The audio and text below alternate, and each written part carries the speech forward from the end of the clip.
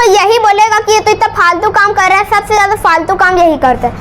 फिर उससे क्या होगा, आपका भरोसा टूटेगा, आपको लगेगा हाँ मैं तो सच में फालतू काम कर रहा हूँ, मैं तो कुछ नहीं हूँ, मैं तो बुद्धू हूँ, है ना।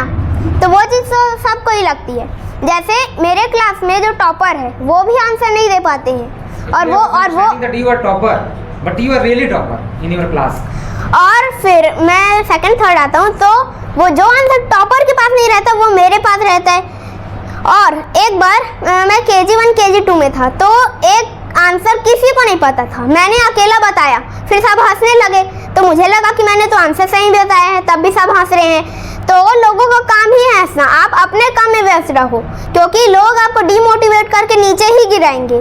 कोई भी आदमी आपको मोटिवेट करके ऊपर लेवल में नहीं पहुंचाएगा। He's right? Yes. Could you please elaborate something about your journey, how you started learning English and all? Okay, तो मैं अपनी जर्नी के बारे में बताता हूँ। तो मेरी जर्नी जो थी वो शुरू से ही अच्छी नहीं थी, क्योंकि जब से मैं छोटा था तब से ही मुझे इंग्लिश जैसी बहुत सारी लैंग्वेजेस सीखने का शौक था। क्योंकि हमारे उस टाइम हम लोग कोरबा में रहते थे, तो उस टाइम हमारे घर के पास ना सब लोग अलग अलग लैंग्वेजेस में बात करते थे। बहुत लोग को मराठी तेलुगु आती थी, है ना, सब लोग। यस। तो मुझे भी लगता था कि यार इन लोग को इतनी कूल लैंग्वेजेस आती है, तो उन लोग की वो अपनी लैंग्वेज थी ना। मुझे सिर्फ एक ही लैंग्वेज आती थी, वो थी हिंदी, और दूसरी बच्चों वाली लैंग्वेज, क्योंकि उस टाइम मैं बच्चा था और उस टाइम मुझे इंग्लिश तो आती ही नहीं थी। फिर मेरी मम्मी यूट्यूब से देख के मुझे इंग्लिश सिखाती थी, तो उस टाइम मेरे को उतना ज़्यादा, मैं छोटा था, मेरा ब्रेन उतना काम नहीं करता था, एक्टिव नहीं था, तो मैं उतना सीख नहीं पाता था। बस मुझे इतना ही समझ आया कि इंग्लिश में बस कुछ कोचर मोचर कुछ भी बोल देते हैं। और एक तो पहली बात, मैं जब भी ना अमेरिकन, तो एक बार USA से हमारे फादर की सिस्टर आई थी लोयला में, तो उनकी इंग्लिश इतनी ज़्यादा अच्छी थी, बट वो एकदम ऐसी कोकड़ मोकड़ कुछ भी बोले जा रही थी, किसी को कुछ समझ नहीं आ रहा था, क्योंकि वो अमेरिकन टाइप की थी, एकदम अलग ही वे में स्टाइल में होती थी। हम इंडियंस जो इंग्लिश बोलते हैं वो एकदम अलग स्टाइल में होती है, हर वर्ड टू वर्ड क्लियर सुनाई देते, पर उनका कुछ भी। तो हमारी क्लास टीचर थी जयश्री आनंद, तो वो मैम भी एकदम गुस्सैल थी, उनको भी देख के हंसी आ गई, क्योंकि वो USA थी। फिर हमारे फादर भी थे, तो फादर उनको बुलाए थे, तो फिर तो सबको रिस्पेक्ट करनी थी, क्योंकि फादर की बहन थी, तो फिर सबको रिस्पेक्ट करनी थी।